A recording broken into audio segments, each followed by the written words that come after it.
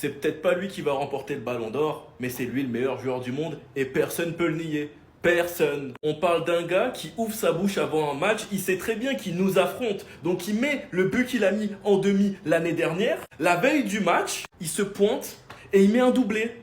Il se pointe, il met un doublé. En étant quasiment toujours la passe clé sur les autres buts. C'est juste abusé, joueur. C'est juste abusé, les gars. C'est quoi? C'est le joueur ultime. Il n'a que 17 piges, c'est le joueur ultime. Rabiot fait faute sur lui. Il prend ses responsabilités, il met le penalty. Quand tu sais que c'est le joueur qui a le plus parlé, qui met un doublé, les gars, c'est juste frustrant. Et il confirme encore une fois que c'est le meilleur joueur du monde. Quand Lamine Yamal reçoit le ballon, les gars, il se passe quelque chose. Et personne ne peut le nier. Et de me dire que ce joueur joue dans mon club et qu'il a prolongé jusqu'en 2030-2031, les gars, on peut que être heureux. C'est le bonheur, on peut que être heureux. Rendez-vous compte, les gars, que c'est sa deuxième saison professionnelle. Deuxième saison professionnelle. L'année dernière, top 8 au Ballon d'Or. Et cette saison, il va finir top combien? Minimum dans le top 3. Et c'est juste une dinguerie. Dites-vous qu'on est dans un monde où s'il finit à la deuxième place, les gens vont le vanner. Rendez-vous compte, il finit à la deuxième place, les gens vont le vanner. C'est le joueur ultime, les gars. Sinon, vous, les gars, vous en pensez quoi? Ah ouais, sur cette impatience, on s'ennuie. Mais c'était quoi ce match? Mais les gars, j'ai cru assister à une finale de Coupe du Monde. Je vous jure, il y avait une atmosphère de Coupe du Monde. Je suis pas seul à le penser ça, je suis sûr. Première mi-temps, l'Espagne qui nous fait une démonstration, qui atomise les Bleus. Un Lamine Yamal qui prend même le temps d'aller célébrer comme ça. Tellement, encore une fois, il était serein, il était en confiance. Aujourd'hui, c'était en... Franchement, il est trop fort, il est trop fort. Il a même le temps d'aller motiver le public. Il a provoqué des pénaltys. Hier, il met sa story sur lui. Il n'y a rien à dire. Encore une fois, le meilleur joueur du monde. Sur l'Espagne, encore une fois, on les a sous-estimés. On s'est dit l'Euro, c'était l'année dernière. Peut-être que la roue, elle a tourné. L'équipe de France, on a beaucoup d'individualité. Mais non, encore une fois, ils nous ont prouvé que c'est comme le PSG 2025 en club. C'est la meilleure équipe collectivement des sélections. Quand t'as des mecs, personne parle d'eux en club et ils viennent en sélection, c'est un raz-de-marée. C'est pas normal. T'as même Pedri buteur, Yamal buteur. Non, franchement, l'Espagne, ça roule sur tout le monde. Et ensuite, je vais même pas dire t'as l'équipe de France. T'as Ryan Cherki qui fait une entrée exceptionnelle, qui réveille le match, qui relance le match et qui réveille l'équipe de France. Première sélection en équipe de France, premier match en équipe de France, premier but en équipe de France, pied gauche dans la cage. Et il y en a, vous doutez encore de ses qualités, il y en a, vous doutez encore du joueur. Vous avez pas confiance en lui, c'est une honte. Mettez ce mec derrière Mbappé et Dembélé, vous allez comprendre. Vous allez comprendre c'est quoi le foot. Ça aurait été quoi s'il aurait commencé le match? Ça aurait été quoi s'il aurait commencé le match? Ça se trouve, la France aurait gagné 5-3, 5-2. Malgré ça, l'Espagne est en finale, bravo à eux. Ils ont su nous dominer presque, pas tout le match, mais presque 70 minutes. Bravo à eux, rejoignent le Portugal, mais voilà. Il a tout gagné sur ce match. Regardez bien. Il a eu tout ce qu'il voulait. Il a pris tous nos ballons d'or. Il a dit voilà ce que j'en fais. L'insulter, lui en vouloir, ça servira à rien. La seule vérité à s'accepter aujourd'hui, c'est que c'est le seul, l'unique héritier du football. Qu'aujourd'hui, il est l'heureux élu de ce sport. Vous vouliez discuter avec Doué? Récupère des ballons sur lui. Il descend en défense. Regardez comment il va le faire traîner. Obligé d'essayer de lui faire faute. Toute une armada autour de lui, prise à 4, ce n'est pas grave. 2 défenseurs devant lui, ce n'est pas grave. Passe pour Oyarzabal qui va terminer avec Nico Williams. Rabiot, depuis sa dernière déclaration sur le dernier match, il l'a jamais oublié. Penalty. Bien évidemment, il va le convertir. Folle participation dans le jeu, fait progresser le jeu de son équipe, rend meilleur ses coéquipiers, est décisif. Poste une story la veille du match en montrant son dernier but contre la France.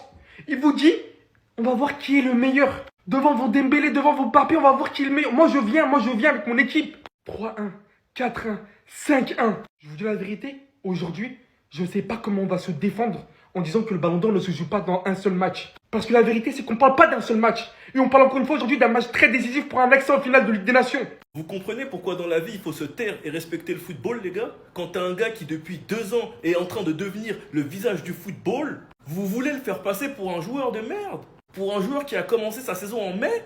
Alors qu'on parle de lui depuis l'année dernière? On parle de lui depuis l'Euro? Un joueur qui est bon dans le jeu, qui arrive à se montrer décisif et qui même défend par moment? Cette saison il a quoi? 21 buts, 25 passes D? Et vous voulez le faire passer pour un joueur de merde? Doué, beaucoup trop fort au football, c'est un putain de crack. Mais actuellement, malheureusement, dans le football, il ne représente pas du tout la même chose. Lamine Yamal, c'est un joueur, dès qu'il reçoit le ballon, ça s'empresse pour l'entourer, pour l'arrêter. Ça fait des plans contre Lamine Yamal. Avant chaque début de match, on demandera toujours au coach adverse quel va être votre plan contre Lamine Yamal. Ces gars-là ne représentent pas la même chose pour le football actuellement. C'est l'image, le visage du football. Doué a fait une superbe campagne de LDC et il a fait une finale historique. Et quand j'ai vu certains s'empresser faire une vidéo pour expliquer qu'il est 100 fois plus fort que Yamal, les gars, mais vous ne respectez absolument rien. Et ce soir, c'est une leçon qu'il a proposée, en montrant clairement que tous les joueurs avec qui vous le comparez, bah ce mec-là, c'est le meilleur. Enfin bref, sinon vous les gars, vous en pensez quoi? Enfin nous sur Snap Instant, on s'ennuie. Donnez-lui le ballon d'or. Donnez-lui le ballon d'or. Je veux plus rien entendre. Lamine Yamal,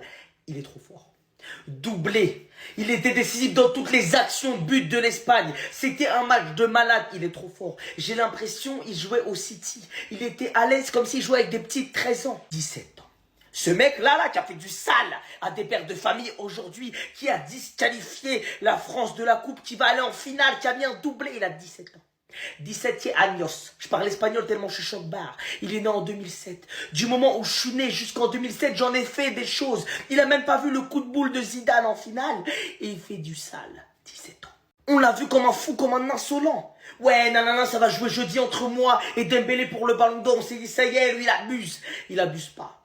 Il abuse pas. Quand t'es fort comme lui, quand t'assumes, t'as le droit d'être insolent. Je suis désolé, t'as le droit. Et petite parenthèse. Fallait le faire rentrer avant. Chacal, Didier Deschamps, si tu vois cette vidéo, t'attends quoi? Le poteau, il vient, il fait du sale. Il nous a donné espoir jusqu'à la dernière seconde. Jusqu'à la dernière seconde, j'étais comme ça. Oh, non, j'ai craqué mon t-shirt. Non, non. C'est bon là, vous avez compris? On vient de se faire humilier par un gamin de 17 ans qui vient de naître et qui vit encore chez papa-maman. Alors la vérité les mecs, c'est que vous êtes darons, vous avez 30 piges. Et le gamin il arrive, il vous regarde dans les yeux. Les mecs c'est limite, il vous chambre avant le match. Mais même ça suffit pas, le mec qui marque. Par contre mon petit, le ballon d'or c'est sous le pif. Fallait gagner contre l'Inter et les éliminer. Maintenant quand on a dit ça, on va dire le reste et on va dire les termes. Je vais dire ce que beaucoup pensent, mais ce que personne ose dire. Le jour où Mbappé part de cette équipe, on sera meilleur. Parce que j'ai l'impression que quand je vois cette équipe, on se met au service de Monsieur Kiki. Tout pour Kiki. On vit pour Kiki. La nuit, on pense Kiki. Le jour, on pense Kiki. La vérité, c'est qu'il y a zéro collectif. Zéro solidarité. Tiens, Kiki, j'ai le ballon. Tiens, marque. C'est pas comme ça que ça se passe, les mecs. Et il a beau marquer, mais c'est pas comme ça qu'on gagne, les mecs. C'est un collectif. Et on l'a vu avec le PSG, il est parti, le PSG a gagné, le PSG n'a jamais été aussi fort qu'aujourd'hui. Alors je vous le dis, les mecs, en 2026, mettez-vous les doigts dans le pif. On ne gagnera rien. Parce que Dédé, je l'ai dit, sur la compo probable, je l'avais dit, les mecs, le positionnement des joueurs ne va pas. Mais nous, Dembélé, neuf comme il te l'a demandé. C'est sur lui qu'on doit compter, sur personne d'autre. Le collectif. Il fait une story avant le match, il enflamme un peu le match en conférence de presse, il parle un peu du ballon d'or, décidons le jeudi, le match arrive, il te met un doublé, il finit homme du match. C'est forcément des moments qui vont marquer, tu vois, ce sont des moments en fait qui vont rester dans la tête des gens. Comme je vous ai dit, les journalistes ne sont pas des robots, ce sont des hommes comme vous et moi, voilà.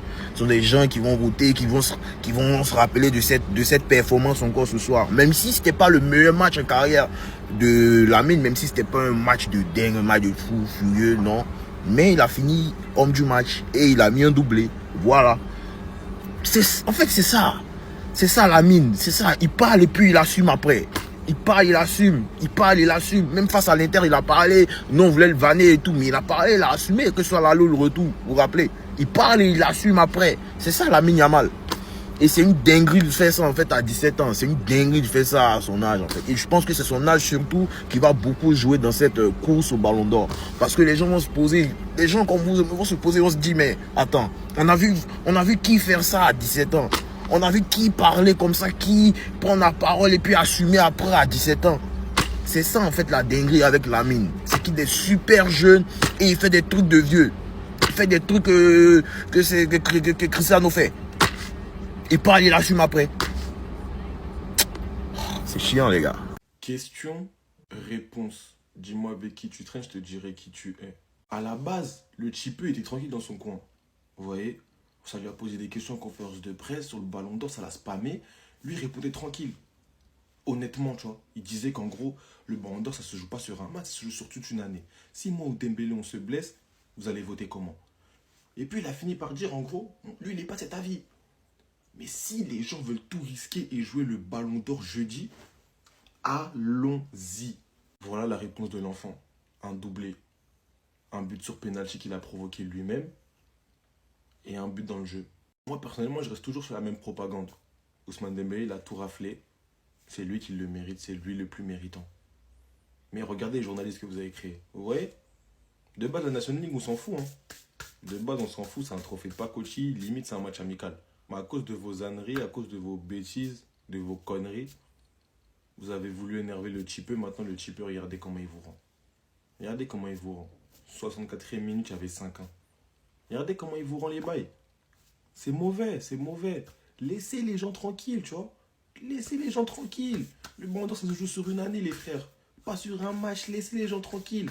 Il est tout seul sur sa planète. Me parlez pas de Dembélé, me parlez pas de Désiré Doué. Lamine Yamal est le roi du football. Il a battu un record de Pelé, l'ancien. Deuxième mi-temps, France-Espagne, Lamine Yamal qui obtient un penalty. Il s'apprête à le tirer, c'est le deuxième penalty de sa carrière. Yamal le prend à contre-pied, c'est son premier but du match, mais c'est pas fini. Quelques minutes plus tard, Lamine Yamal sur le côté droit. Il est lancé, il accélère, Clément Lenglet il est en retard. L'anglais il défend clairement mal sur lui.